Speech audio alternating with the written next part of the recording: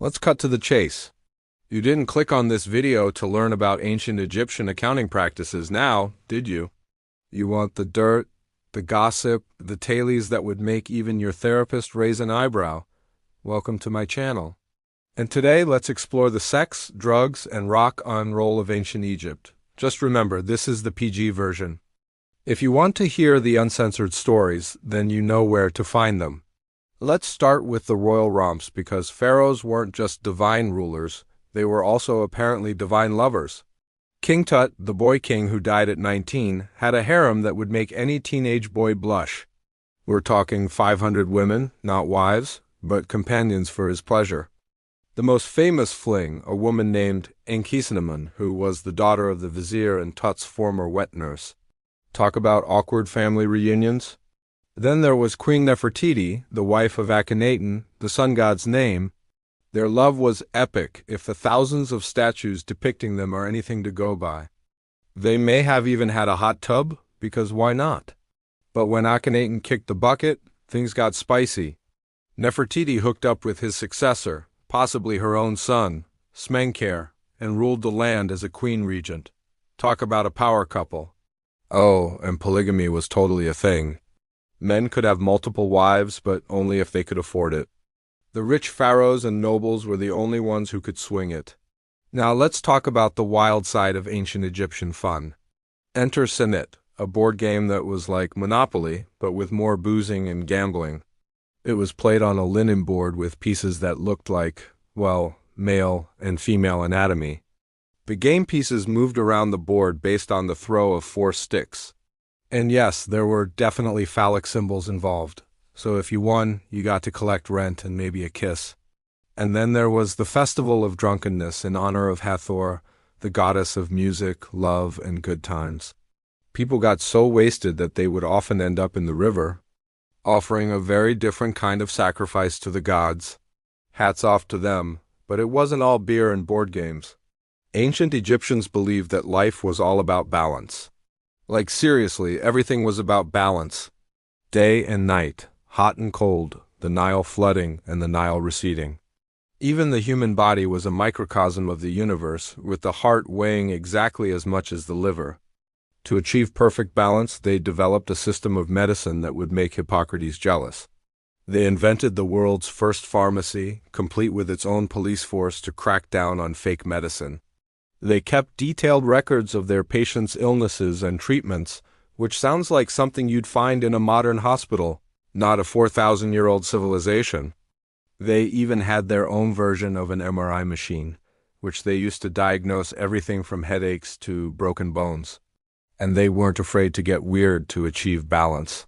They believed that the human body contained 7 humors or fluids, and that illness resulted from an imbalance of these fluids.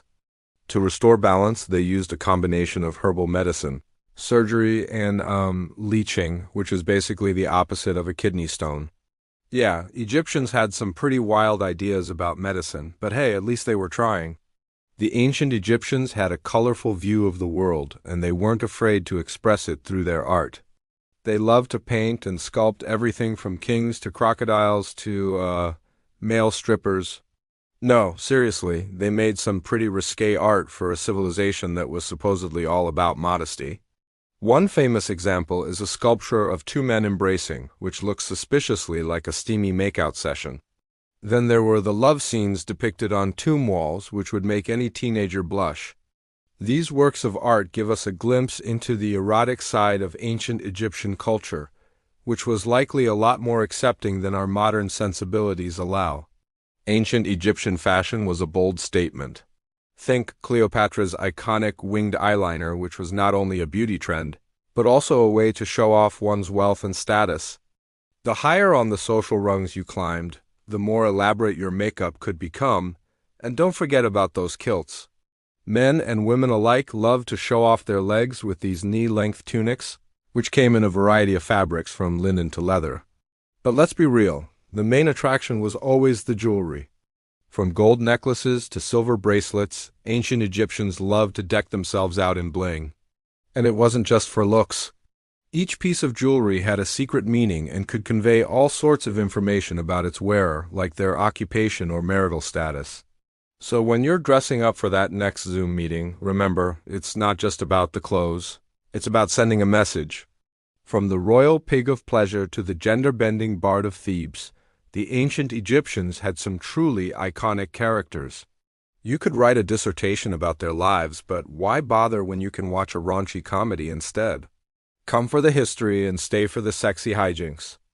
Egyptians are known for their massive monuments, mysterious writing, and their habit of dyeing pharaohs. But what did they do for fun? Well, strap on your sandals and grab a papyrus, because we're about to find out. The ancient Egyptians had a board game, and no, it wasn't Monopoly. If you want to talk rage, try playing Monopoly. Now imagine that game, but with more pieces and the fate of your soul at stake. Welcome to Senet, the ancient Egyptian game of life, death, and everything in between. Picture a giant grid, kind of like a checkerboard, except it's bigger, 30 squares to be exact. The goal, navigate this board with your pieces to the final square and win eternal bliss. But here's the catch, just like life, the path to paradise isn't straightforward. Along the way, you'll encounter squares that can send you back a few spaces, some that make you start over, and others that might just take your piece off the board altogether. Oh yeah, and you're not alone on this journey. You've got these divine beings watching over you, guiding you, judging you, messing with you. Each turn you shake a throw stick, kind of like dice, and move your pieces accordingly. But be careful, because if you land on the wrong square, you might just need to pay up with a few years of your existence. Yes, you heard that right. In this game, you could lose not only the game, but also some serious time in the afterlife. No wonder they took it so seriously. Senet wasn't just played by commoners, it was a hit among the elites too. Pharaohs like Tutankhamun had special boards and pieces made for them. And some tombs even included Senet sets, so the pharaohs could keep playing in the afterlife. But hey, don't worry too much about losing. Just remember, it's just a game, unless of course you lose your soul. But not only were the Egyptians obsessed with board games, Senet, but they also had their fair share of active hobbies. Ancient Egyptian kids weren't into video games or social media. They had their own ways to have fun. And let's just say it wasn't always sunshine and board games. Life in ancient Egypt was legit tough, so when they had a chance to blow off some steam, they went all in. Kids would play with toys, sometimes taking on the shape of crocodiles, those giant toothy reptiles that inhabited the Nile River. Don't worry, they were just playing. Unless they got a little too enthusiastic and poked an eye out, but it wasn't all about the toys. Kids would also wrestle in the mud because who needs a gym membership when you've got mud, right? Plus, they loved jumping into the Nile River canals. Yeah, we said canals, not pools. Because in ancient Egypt, hygiene wasn't exactly a top priority. These canals were basically giant swimming holes filled with, well, everything, including the occasional crocodile. But hey, they didn't let that stop them. To the ancient Egyptians, water was water. And if it floated your boat, then it was good enough for them. Now, before you judge them for their less than sanitary swimming spots, let's talk about how they really let loose. Men of all ages would gather in the fields and pretend to fight with sticks. It was like a giant game of tag, except instead of saying tag, you're it, they'd say, hey, you're dead now. Then they'd run around and whack each other with sticks until someone couldn't get up. But don't worry, there was no bad blood. After all, it was just a friendly match. And besides, they weren't exactly going at it full force. They weren't trying to hurt each other. They were just having some good old-fashioned fun. The ancient Egyptians loved their entertainment, and no one was too cool for it. Even the pharaohs took time out of their busy ruling schedules to attend festivals and parties. Musicians and dancers were always in demand, whether it was for a royal celebration or a humble village festival. People would gather to watch and even participate in these events. And let's not forget about the ultimate party trick, juggling. Yes, juggling was a thing back then, too. Women would toss balls in the air and catch them with their hands, just like today's top entertainers. But don't be fooled. Juggling takes skill and practice. Back then, they didn't have YouTube tutorials to help them out. They had to learn by trial and error, dropping the ball, literally, countless times. But they didn't give up. They kept practicing until they could toss and twirl those balls like pros. So the next time you feel like your life is too hectic or your board game nights are unexciting enough, just remember the ancient Egyptians.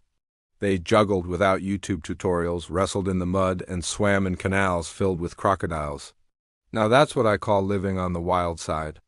And if you want to learn more about the wacky world of the ancient Egyptians, stay tuned for more videos.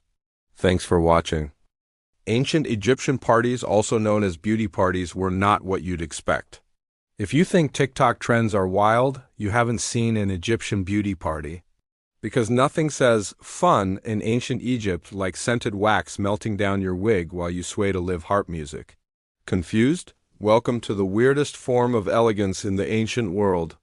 We're breaking this down by eras, so stick around for the full story. Egyptians didn't have your typical perfume. Oh, no. They wore cones of scented animal fat or beeswax on top of their wigs.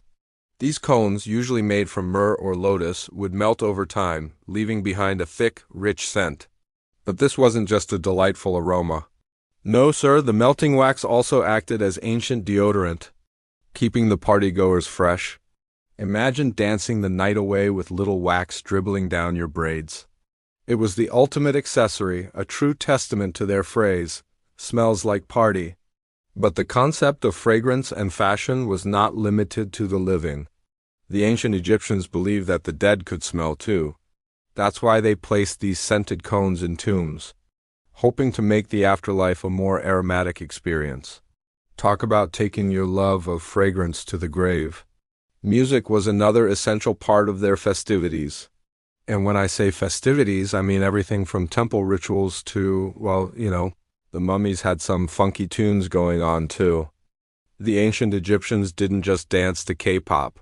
They had their own ancient tunes. Music wasn't just a backdrop for their celebrations, it was a main event. During a celebration, the hall would come alive with the sounds of harps, lyres, sistrums, and double reed flutes. These instruments weren't just making noise. They were serenading the gods, keeping time for sacred dances, and even serenading the pharaoh. But it wasn't all work and no play. Music also played a big role in seducing your partner. Just imagine a dimly lit temple, flickering torchlight, the sweet smell of myrrh in the air, and the haunting melody of a harp. It was the perfect setting for a romantic rendezvous. But let's talk about the real stars of the show, the men and women who dared to bear it all. Wait, hold up. Instead of skinny dipping, the ancient Egyptians went all out with body paint. Both men and women would cover themselves in colorful paints, each stroke telling a story or maybe just feeling pretty. But this wasn't your average spa day. It was all about the ritual. They'd start with a soapy scrub, then slap on the color of the night, maybe blue for a pharaoh or green for a goddess. And don't forget the bold details, the intricate patterns and symbols painted on their bodies. It was like a walking piece of art, except you could probably wash it off after the party. But here's the kicker. This body art wasn't just for the living. Mummies were also adorned with vibrant colors, turning their final moments into a celebration of life. And then there were the masks. These weren't your run-of-the-mill party favors. No, sir, they were key to unlocking another dimension, a portal to the gods. These masks weren't just decorative. They were magical conduits to the divine. Whether it was a fertility mask for a party or a funerary mask for the afterlife, they were all about channeling the energy of the gods. Now let's talk about a little drama. You haven't lived until you've experienced a good old Egyptian riot. These weren't your ordinary protests. They were full-on street parties gone wild. Imagine the scene, a massive crowd surging through the streets, chanting, singing, maybe even spilling a bit of blood. It was their way of showing power, unity, and maybe a dash of insanity. Now, not all ancient Egyptian parties were riotous affairs. Some were reserved for the elite. A chance for the wealthy to show off their fancy duds and sip on some sweet fermented beverages. These were the masked balls of the Nile, where the elite would don elaborate costumes and dance the night away. It was like Studio 54, but with more gold and maybe a few more crocodiles lurking nearby. But if you skipped out on the invitation to the royal ball, don't worry, we've got you covered. There were plenty of parties happening in the streets thanks to the common folk. These were the everyday folks getting together, sharing food, drinks, and maybe a few illicit substances. It was a chance to blow off some steam, laugh, dance, and just be a regular person in an extraordinary time and place. So whether you were sipping on fermented beer with pharaohs or dancing with the commoners under the moonlight, one thing's for sure, you never had a dull moment in ancient Egypt. These parties were more than just celebrations. They were a microcosm of the Egyptian world, a place where the boundaries between the living and the dead, the mundane and the divine, were blurred and anything could happen. So next time you're planning a bash, just remember the ancient Egyptians, because they knew how to throw a party that would make any modern celebration look like child-esque play. Did you go out last night? Nah, you were too busy summoning ancient Egyptian gods to get your weekend party started. Wait, that was you, huh? Oh, well, let me guess. You partied with Osiris, did the electric slide with Ra, maybe canoodled with Hathor under the light of Thoth. Yeah, you really let loose. So you think your weekend party was wild? The ancient Egyptians threw river festivals where entire cities floated, chanted and got epically hammered in honor of their gods, and the weirdest part? This wasn't just a party, it was holy. Take the festival of Hathor, goddess of music, love, and intoxicating joy. Each year, thousands would gather along the Nile, decked out in linen, eyeliner, and gold. They'd drink themselves silly and then hop on ceremonial boats, gilded, flower-covered rafts carrying statues of deities and float down the river while chanting hymns. Picture Mardi Gras, but sponsored by divine feminine energy. The goal? Get drunk enough to feel a divine connection. Yep, this was considered spiritual growth. Priests didn't scold it, they led it. Some even believed Hathor herself would appear in visions if you reached the right level of buzz. And it wasn't just Hathor's crowd. The festival of Opet in Thebes was another wild ride. Massive crowds gathered to watch sacred barks, huge golden boats holding the gods Amen, Mut, and Khonsu sail from Karnak to Luxor. Along the way, there were musicians, acrobats, dancers, and probably someone yelling, "This is the best day of my life." In ancient Egyptian, even regular folks got in on it. They'd line the banks, clap, dance, and sometimes even jump in the water just for a chance to be close to the god. Basically, divine fandom was a full-time hobby. And then there were mystery plays, religious performances acted out by priests telling the myth of Osiris. There was death, betrayal, resurrection, and dramatic costumes. Think Netflix drama, but everyone in the cast is barefoot and possibly glowing with holy eyeliner. Of course, no Egyptian fun was complete without a little chaos. Some festivals ended in public brawls, people falling into the river, or very enthusiastic declarations of love to statues. But nobody minded. It was divine disorder approved by the gods themselves. So, yes, when ancient Egyptians wanted to have fun, they didn't just throw a party. They called on their gods, built a boat, got loud, got drunk, and hoped for a vision. Spiritual? Maybe strange? Absolutely. Now, I'm not suggesting you throw your next party like an ancient Egyptian god. Unless you want to wake up with a vague sense of dread and spend the next 5 days trying to figure out what happened, why you have a nose ring, and how you feel about sacrificing chickens. But maybe, just maybe, we can take a page from their book. Life was hard in ancient times. There were real problems to solve, like where your next meal was coming from and whether your pharaoh was plotting to murder you in your sleep. So when the Nile flooded, the crops grew, and the harvest moon hit, they celebrated. They danced with pharaohs, drank with gods, and made merry under the glow of 1,000,000 stars. They knew how to let loose because they didn't have tomorrow. Well, not in the same way we do, anyway. In a world that demands hustle, grind, and just one more thing from you, it's easy to forget what it's like to be present, to revel in the moment, to throw your hands up and say, "I am alive." The ancient Egyptians understood the importance of living in the now. They didn't have the luxury of worrying about the future or dwelling in the past. They lived for today, and they made sure to celebrate every day. So next time you find yourself stressed, overwhelmed, or just plain bored, remember the ancient Egyptians. Let go of your worries. Embrace the present moment. And who knows, you might just find yourself dancing with gods along the banks of the Nile. Just maybe don't get too drunk. Your coworkers will thank you. When you think of the ancient Egyptians, you may picture an advanced civilization whose achievements 6,000 years ago were way ahead of their time. But if you think they were all about hard work and no play, you'd be wrong. These guys knew how to party. So grab a funky fruit cup and let's look at 6 things ancient Egyptians did for fun. Number 1, hippo hunting. Don't worry, we'll be talking about some cuter things later, like scarab beetle racing. But let's start off strong with an activity both terrifying and ridiculous: hippo hunting. To the ancient Egyptians, the hippopotamus was more than just a large, oddly proportioned mammal. They saw it as a symbol of feminine power and a representation of the goddess of music, love, and joy. Despite being one of the most dangerous animals in the world, hippos kill 500 people a year in Africa. They were fair game for a little sport. Yeah, that's right. Hunting hippos was a favorite pastime for wealthy nobles. They d-hop in their boats with a couple of chumps and set off to find some hippos to hunt. Now, don't picture these hunts like you'd see on Animal Planet. There was no sense of conservation or population control here. These were rich dudes having a thrill and taking the lives of sacred animals just for kicks.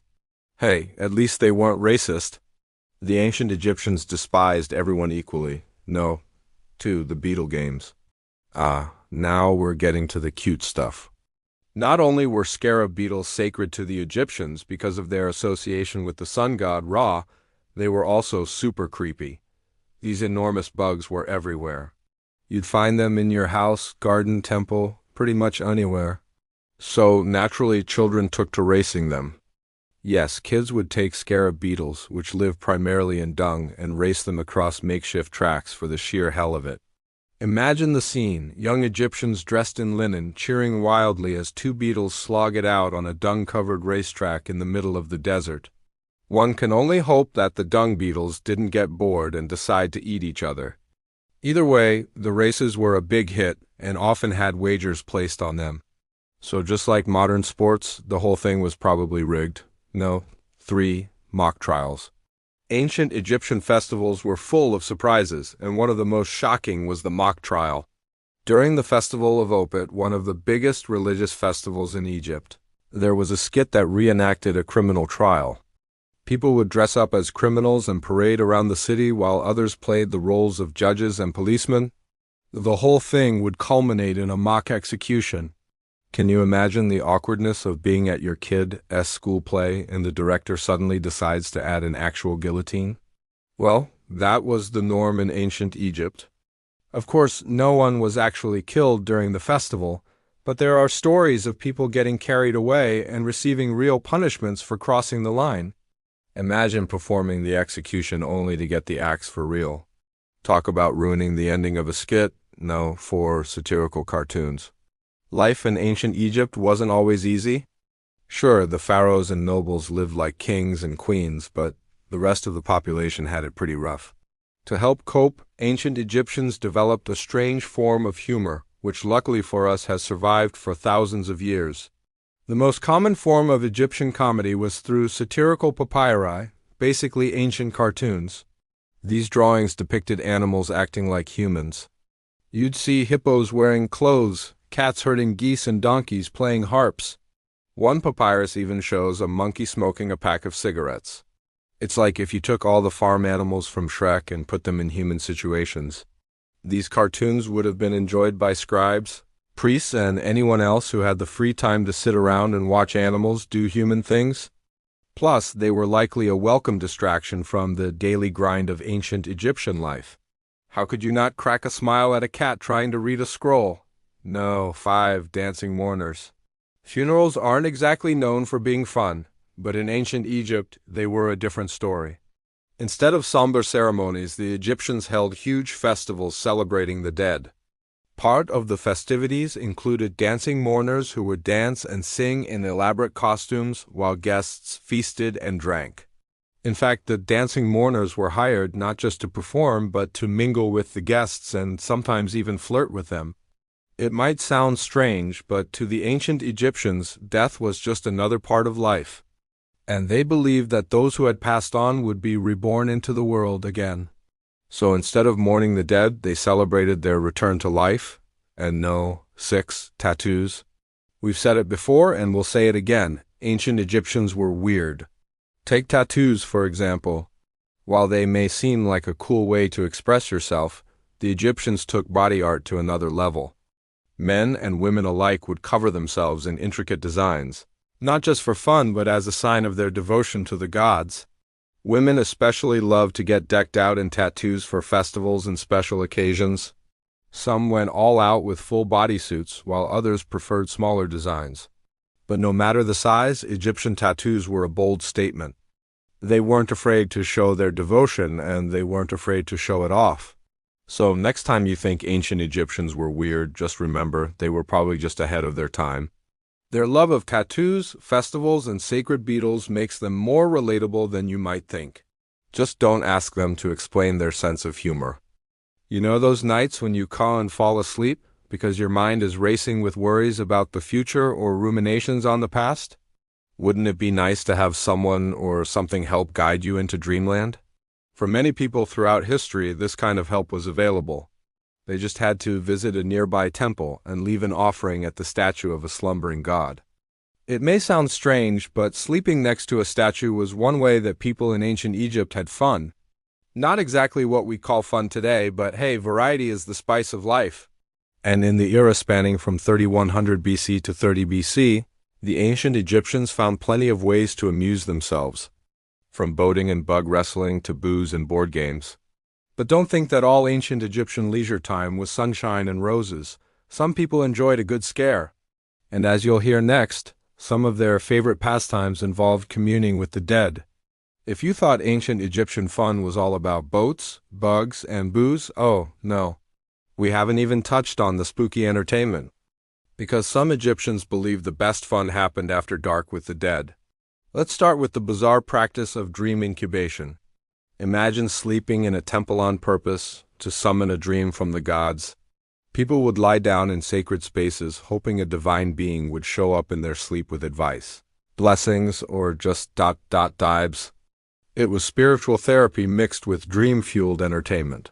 If nothing happened, well, at least you got a nap next to a statue. Then there were the love spells and potions which, to be fair, weren't always legal but definitely popular. Ancient Egyptian singles and not-so-singles would visit wise women or magical scribes for help with their love lives. These spells were handwritten on papyrus, buried under doorways, or mixed into drinks. Ingredients included honey, herbs, and occasionally crocodile fat. Romantic, right? Now enter the world of necropolis picnics, yes, eating meals in graveyards. Egyptians didn't avoid the dead, they hung out with them. Families would visit tombs of loved ones, bringing food, beer, and flowers. They'd eat, drink, and chat believing the dead could feel their presence and enjoy the offerings. So next time you're creeped out by a cemetery, just remember, it was a party zone in ancient times. There's also evidence that some people used talking statues for fun and guidance. These were hollow statues in temples, where a priest, hidden inside or behind, would respond to questions with divine answers. Locals thought the gods were talking. Really, it was ancient ventriloquism with holy flair, kind of like a cosmic puppet show. And don't forget the popularity of mystical tattoos, especially among dancers and priestesses. These weren't just decorative. They were thought to channel power, fertility, and protection during performances. Dancing wasn't just fun, it was a magical act, a moving spell. Now, for all these fads, there's no accounting for taste. But for pure weirdness, nothing beats the ancient Egyptian passion for scarab beetles. They even made jewelry out of them. Just kidding. Kind of. They did make jewelry featuring scarab beetles, which they associated with resurrection. The most popular motif was the scarab rolling a ball. This symbolized the sun's journey across the sky. And while it might seem cute today, back then it was a symbol of rebirth and immortality. The Egyptians took their fun seriously. After all, a little light necromancy adds spice to any afterlife. So what do you think? Would you visit a graveyard for a picnic? Sleep in a temple? Get a mystical tattoo? Or maybe just stick with the classics like watching Beetlejuice on repeat? In ancient Egypt, the realm of the living and the dead wasn't just separate, it was intertwined. Much like the mysteries of their tattoos, the rituals of dream incubation, and the magic of talking statues. Each tradition added a layer of wonder and intrigue to daily life, blurring the lines between reality and the divine. It reminds us that fun, like death, is universal, timeless, and sometimes a little bit strange. Just don't forget the crocodile fat for that extra special effect. Thanks for watching. When it comes to ancient Egyptian traditions, it's fascinating to see how they viewed death not as an ending, but as a transition to another phase of existence.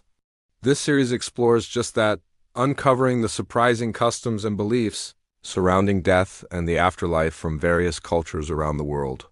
So stay tuned. And if you like what we're doing, consider supporting us. Your support helps bring more fascinating stories like this one to life. What did ancient Egyptians do for fun? Well, we've danced with gods, picnicked with the dead, and raced sacred beetles. So what's left? Oh, just some of the strangest and most delightfully human quirks in ancient Egyptian fun. Let's talk about tomb graffiti. Yes, people in ancient times defaced sacred tombs. With jokes? Not out of disrespect, but as a strange form of legacy. Some graffiti was poetic. I came, I saw, I admired. Others, less holy, stuff like Nebhotep was here, or this tomb is boring. Scribes and workers left scribbles, doodles, and even full-on cartoons in sacred spaces. These weren't vandals, they were ancient comedians leaving behind history's first bathroom stall jokes. Now, brace yourself. Sneezing was entertainment. Or at least it was considered meaningful enough to laugh or gasp about. Egyptians believed sneezes were signs from the gods. A well-timed sneeze during a conversation could mean divine agreement or warning. People even played games with this, predicting someone's future based on how many sneezes they let out in a row. Imagine, you sneeze 3 times, good fortune is coming. Also, do you have a cold? And here's a weird flex. Some parties included laughter rituals. Priests or professional entertainers would tell jokes or absurd stories to force laughter, because it was believed that laughing made you healthier and brought favor from the gods. These weren't always funny though. Think surreal, chaotic humor, like a donkey trying to become a priest or a crocodile wearing a wig. Egyptians loved absurdity. And speaking of sacred weirdness, there's evidence of mummification-themed games. Kids would pretend to embalm each other using makeshift linen and mud, turning death into a dramatic sleepover activity. Okay, you be the priest, I'll be the corpse. Sweet dreams. Some entertainers, especially in big city festivals, wore grotesque masks, distorted, silly, and monstrous faces to amuse crowds. These were part comedy, part chaos. Children loved them. Elders pretended not to.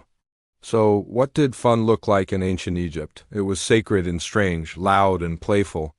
It involved music, beer, spells, sacred tattoos, talking statues, and tomb scribbles. The Egyptians found laughter in death, joy in rituals, and parties in the most unlikely places. And honestly, that's what makes them feel so human. Weird, beautiful, timeless. We are the creators of this channel. We make videos about ancient people and places. We bring history to life so you can feel the past in your present.